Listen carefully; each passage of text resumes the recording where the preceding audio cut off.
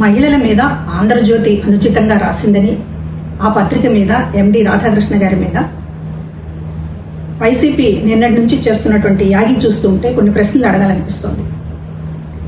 మహిళలంటే మీ ఇంట్లో కుటుంబ సభ్యులు పరోక్షంగా ప్రస్తావించినా కూడా మీకు అత్యంత బాధ కలుగుతోంది. ప్రజాస్వామ్యంలో మహిళలంటే ఎవరిపైన మాట్లాడినా కూడా స్పందించాలి కదా.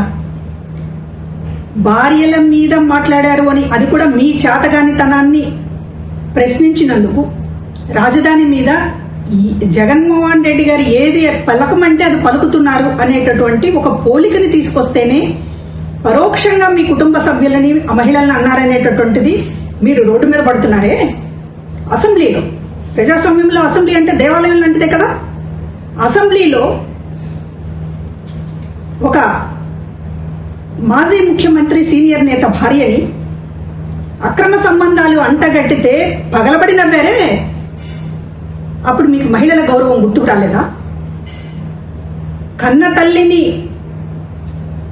బూతులు తిట్టి సంబంధాలు అంటగట్టితే స్పందించలేనటువంటి వాళ్ళు భార్యల్ని ఏదో అన్నారని, అది కూడా భార్యల్ని డైరెక్ట్ గా ప్రస్తావించకపోయినా కూడా భార్య అనే మాట ఎత్తితేనే తమ భార్యల్ని ఏదో అన్నారని ఉలికిపాటు చెందుతున్నారే. మీరేమన్నా రాచరికంలో ఉన్నారా? ప్రజాస్వామ్యంలో అందరు మహిళలు సమానమే. రాజులకి మాత్రమే, కన్న తల్లి కూడా కాదు, భార్యనంటేనే కోపం వచ్చేది రాజులకు మాత్రమే వస్తుంది, రాతి యుగపు మనుషులకి మాత్రమే వస్తుంది. మీరు రాచరికంలో ఉన్నారా? రాజు ఉసిగొలిపితే పరిగెత్తేటటువంటి సైన్యంలాగా మీరు నిన్న వీరంగం వేశారే. మీరంతా సమర్థులే అయితే, మీరంతా చావగలిగినటువంటి నాయకులే అయితే, రాష్ట్రంలో రాజధానికి సంబంధించినటువంటిది దేశమంతా మద్దతు పలికితే అమరావతి మీద ఇప్పటికీ కూడా కుప్పిగంతులేస్తూ మావిగన్నని, అంతకుముందు 3 రాజధానులని మాట్లాడుతున్నప్పుడు మీ నాయకుడిని ఒక్క మాట అడిగారా?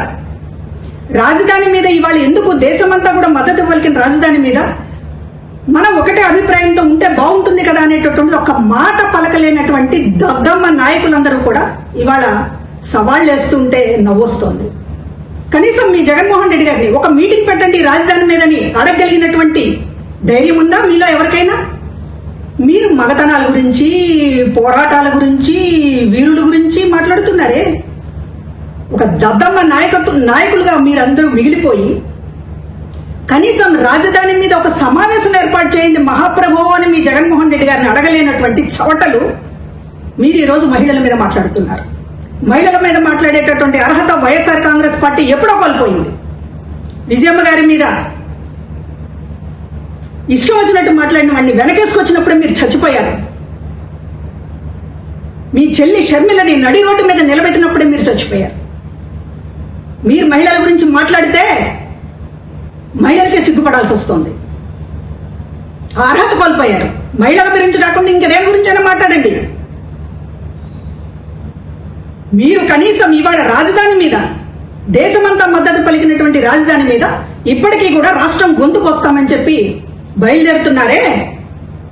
మిమ్మల్ని నిలదీయాలి. మీ ప్రతి ఒక్క ఇళ్ల ముందు ధర్నాలు చేయాలా రాష్ట్ర ప్రజలు? మీరు అక్కడ కూర్చున్నారే, ఆ నాయకులు అందరి ఇళ్ల ముందుకు వచ్చి ధర్నా చేస్తాం.